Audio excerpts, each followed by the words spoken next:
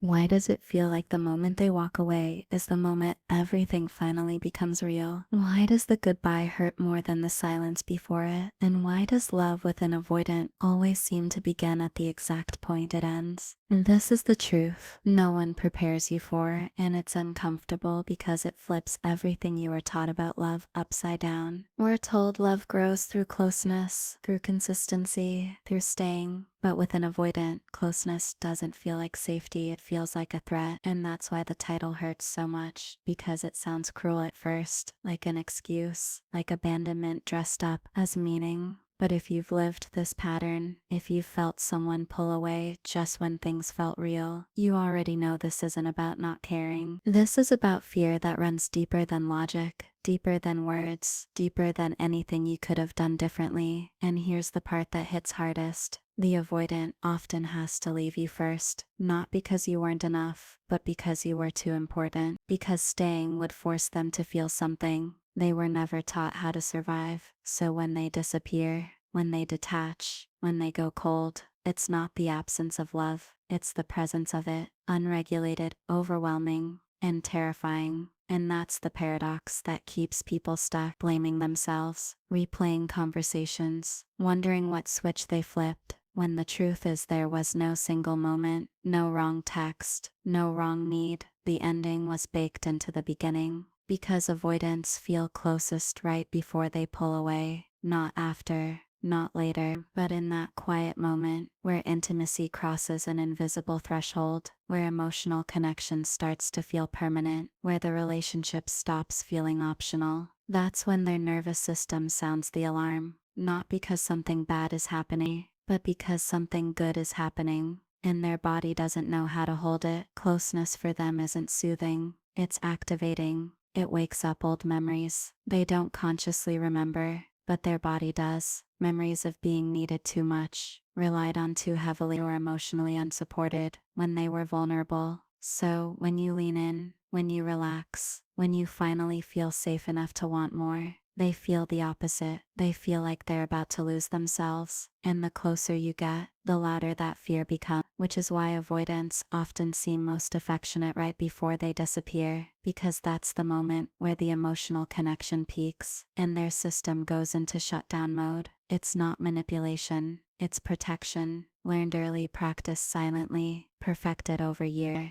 And most people never see the internal war happening beneath the surface. They only see the withdrawal and assume indifference. But inside, there's panic, confusion, and a desperate need to regain control. Because to an avoidant, staying too long feels like being trapped, not by you, but by the expectation of being emotionally available, consistent, and seen. They don't fear love itself. They fear the loss of autonomy they believe love requires. So the longer they stay, the more pressure they feel. Pressure to show up, to explain themselves, to be emotionally present in ways they never learned. And that pressure doesn't feel motivating. It feels suffocating, even when no one is actually demanding anything. And this is where people get it wrong. They think reassurance will help. They think patience will fix it. They think loving harder will make it safer, but what the avoidant experiences is the opposite. The more stable and available you are, the more they feel the walls closing in, because stability means permanence, and permanence means vulnerability without an exit, and their system doesn't believe that ends well. So long before they leave physically, they start leaving emotionally, pulling back in small ways, delaying replies, avoiding deeper conversations, creating distance while telling themselves they just need space. And during this phase, there's a silent war happening inside them that you never get to see. One part wants connection, wants closeness, wants you, and the other part is already packing an emotional suitcase, scanning for exits, rehearsing independence, because the idea of being needed feels dangerous. And this is the part that hurts the most to accept. They often leave before you ever get the chance to, because being left would confirm their deepest fear, that love ends in loss. So they choose to control the ending instead, not because it hurts less, but because it feels familiar. Leaving first gives them the illusion of power in a situation that makes them feel helpless. And when they walk away, it looks like certainty, but it's actually relief mixed with grief. A nervous system finally calming down after weeks or months of internal stress. And here's where the misunderstanding deepens. From the outside, it looks like they didn't love you enough to stay, but what's really happening is that love reached a level they didn't know how to regulate. They weren't taught how to stay present through emotional intensity. They were taught how to survive it by disconnecting. So leaving becomes the only way their body knows how to breathe again. And that's why you can't measure an avoidance feelings by their behavior at the end,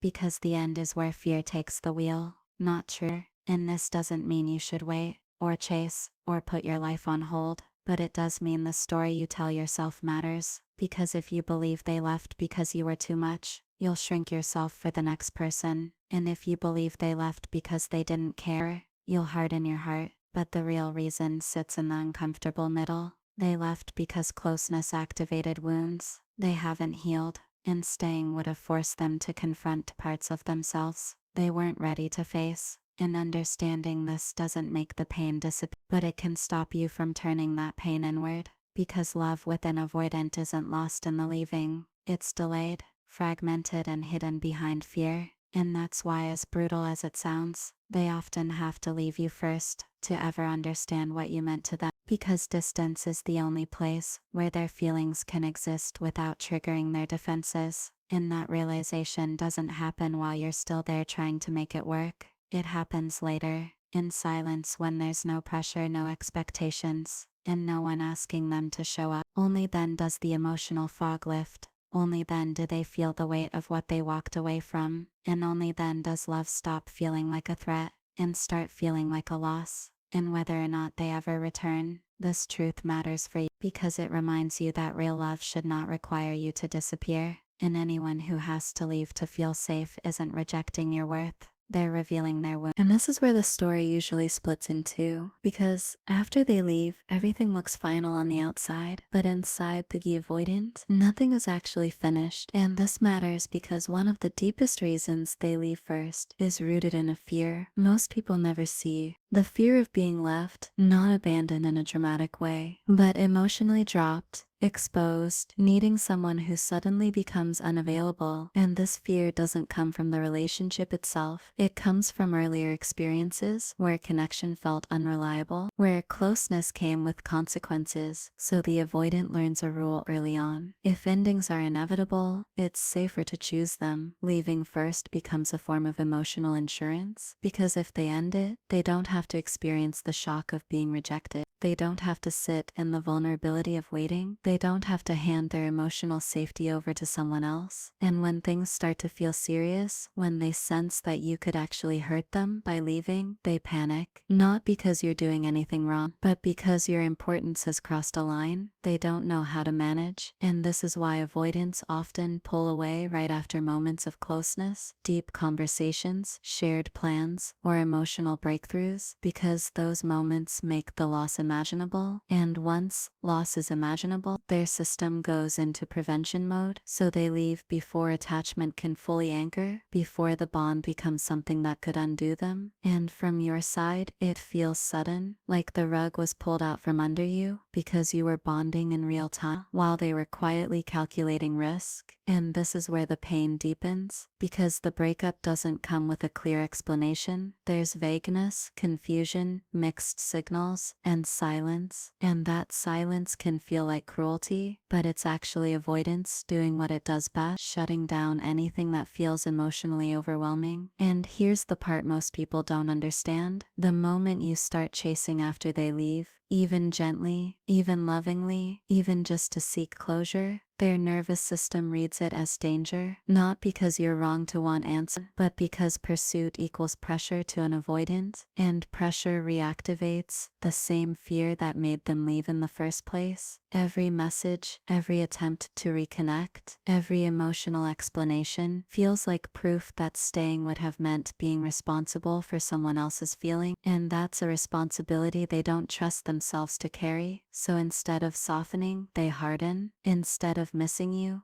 They numb themselves because avoidance isn't about rejecting the other person, it's about rejecting their own emotional response. They don't want to feel the pullback, they don't want to feel the guilt, the sadness, the longing, so they create more distance to silence it. And this is why chasing almost never works with an avoidant. It doesn't reach their heart, it reaches their fear, and fear always chooses distance. But here's the twist that almost no one talks about. What actually happens after the breakup? Not immediately, not in the first few days or weeks, but later, when the dust settles, when the nervous system finally calms down, when there's no one asking for anything, no one waiting for a response, no one holding them accountable emotionally, that's when something shifts. At first, there's relief, real relief. They can breathe again, their autonomy feels restored, the pressure is gone, and this relief tricks them into believing they made the right decision. But relief isn't the same as peace. And once the relief wears off, something else creeps in, an emotional echo they didn't expect. Because avoidants don't process loss the same way others do, their emotions are delayed, not absent. They don't feel the breakup fully in the beginning because their system is still in survival mode, still protecting them from overwhelm. But over time, the defenses lower, and that's when the feelings arrive, quietly, unpredictably, in moments they don't control, when they hear a song, when they revisit a place, when they experience something good and realize there's no one to share it with. And this is where the delayed emotional crash happens, the part you never get to see, because it happens in private, without performance, without words, and without an audience. And during this phase they start replaying the relationship, not the fights, not the ending, but the safety, the moments where they felt understood without being smothered, supported without being controlled. And this is when distance begins to do something closeness never could. It makes their feelings clearer, because distance removes demand, and without demand, love no longer feels dangerous, it feels optional, and optional is safe to an avoidant. When you're gone, there's no expectation to show up, no fear of failing you emotionally, no pressure to be more than they know how to be, and in that space, their true feelings have room to surface. And this is the painful irony. They often understand what they lost, only after they no longer have access to it, not because they wanted the relationship to end, but because they needed the distance to feel without shutting down. And this doesn't mean every avoidant comes back, or that every ending turns into a reunion, but it does explain why so many avoidants reach out months later, confused, nostalgic, or suddenly emotionally open, in a way they never were before. It's not manipulation, it's timing. Their emotional processing runs on a delay, and by the time clarity arrives, the relationship is already over. And here's the hardest truth to hold. Their realization doesn't obligate you to wait, and it doesn't erase the pain they caused, but it can help you stop rewriting history in a way that blames you, because the breakup wasn't proof that you were unlovable, it was proof that intimacy reached a level they weren't equipped to sustain. And understanding this doesn't mean excusing hurtful behavior, it means seeing it clearly, without turning yourself into the problem, because the love avoidance feel is real, but it often becomes accessible to them, only when it's no longer asking anything of them. And that's why distance becomes the place where love finally feels safe, not because they don't care, but because care without obligation doesn't threaten their autonomy. And as painful as it is, this explains why the relationship couldn't grow while you were still together, because growth would have required them to stay present through discomfort, to learn emotional regulation in real time, and most avoidants simply don't have the tools for that yet, so separation becomes the catalyst, not closeness. And whether they ever come back or not, this phase marks the moment where you begin to see the situation differently too, because while they're processing in silence, you're forced to confront a different truth, that love shouldn't require you to wait for someone to feel safe enough to choose you, and that realization, as heartbreaking as it is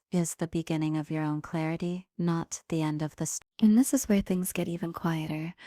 Because while you're trying to make sense of the loss, there's a layer of emotion happening inside the avoidant that almost never gets spoken out loud. Guilt, not the dramatic kind, not the kind that leads to immediate apologies or grand gestures, but a slow, heavy guilt that sits in the background of their thoughts. Guilt for hurting someone they cared about. Guilt for leaving without being able to explain themselves properly, guilt for choosing relief over connection, and this guilt doesn't show up the way you expect it to. It doesn't make them run back right away. It doesn't always make them reach out because guilt requires emotional presence, and emotional presence is still uncomfortable for them. So instead, it gets buried, rationalized, pushed down with logic like it wouldn't have worked anyway, or they deserve someone better. And those statements sound dismissive from the outside, but inside, they're self-protective because admitting guilt would mean admitting they mattered, and admitting that would reopen the emotional door they just slammed shut. So the guilt stays quiet, unexpressed, but persistent, and over time, that guilt turns into something else. Longing, not the dramatic missing you text at 2 a.m., but a low-level a sense of absence that follows them into their routines. Because once the emotional fog lifts, they begin to see the relationship without the fear filter. They remember how you showed up, how you didn't demand perfection, how you tried to understand instead of control. And that's when the missing starts, often long after you've already cried your tears, long after you've questioned your worth, long after you've tried to move on. And this timing mismatch is one of the cruelest parts of loving an avoidant, because when you were emotionally available, they were emotionally closed, and when they finally open, you're already healing. And this leads to the phase where many avoidants begin to reach out, sometimes subtly, sometimes awkwardly, sometimes with half-formed messages that don't quite say what they mean. And this is where it's easy to misread their intentions, because not every return is the same. Some come back because they genuinely want to reconnect from a more grounded place, but others come back because the distance has softened the pain, and nostalgia feels safer than real intimacy. And this distinction matters, because this is the moment where your role shifts completely. Earlier, you were trying to be chosen. Now, you're the one who gets to choose. And this is where many people make the mistake of waiting passively, holding their life in suspension, believing that patience equals love. But waiting without boundaries doesn't heal the relationship. It reinforces the dynamic where your needs come second. And the truth is, an avoidant doesn't grow just because time passes. Growth only happens when they're forced to confront the consequences of their patterns. And one of those consequences is losing access to someone who was willing to meet them halfway. So when you over-sacrifice, when you stay emotionally available without reciprocity, when you accept crumbs just to keep the door open, you unintentionally remove the very pressure that could lead to change. Not pressure in the sense of demands, but pressure in the sense of reality. Because without consequence, there's no reason for the nervous system to learn a new way of relating. And this is where your detachment becomes powerful, not as a tactic, not as a game, but as a genuine act of self-respect. Because when you stop chasing, when you stop explaining, when you stop trying to prove your worth, something shifts in the dynamic. The relationship stops revolving around their comfort and starts honoring your emotional limits. And ironically, this is the first time the avoidant may feel safe enough to lean in, because your detachment removes the sense of obligation. You're no longer asking them to fill a role or meet a need. You're simply living your life. And that neutrality can feel grounding to someone who associates closeness with pressure. And this is why emotional detachment often changes how avoidants respond, not because they enjoy distance, but because distance lowers their defenses. And when defenses are down, authenticity has space to emerge. But here's the part that requires honesty. Not every avoidant who returns is ready to stay. Some are drawn back by comfort, familiarity, or the reassurance of being wanted. But the moment things start to feel emotionally real again, they repeat the cycle, pull back, go quiet, disappear. And this is why it's crucial to understand the difference between an ego-driven return and an emotionally grounded one. An ego return seeks validation, reassurance, and relief from loneliness, while a grounded return comes with accountability, clarity, and consistency. It doesn't rush. It doesn't avoid hard conversations, and it doesn't expect you to pretend the past didn't happen. And if those elements aren't present, the return isn't about love, it's about regulation, and you can't build a future on someone using you to stabilize themselves emotionally, no matter how strong the connection once felt. And this brings us to a quieter truth about love itself, especially in avoidant dynamics. Real love for an avoidant is rarely loud, dramatic, or overwhelming. It doesn't show up as constant intensity or obsession. It shows up as steadiness, as showing up even when it's uncomfortable, as choosing connection over escape in small, consistent ways. And many avoidants confuse intensity with danger and calm with boredom, because chaos feels familiar. But healing rewires that association, teaching them that love doesn't have to hurt to be real. And that lesson takes time, often more time than a relationship can survive. And this is where acceptance comes in, the kind that doesn't numb you, but frees. Sometimes leaving really is the love they're capable of. In that moment, not because it's right, but because it's all they know how to give.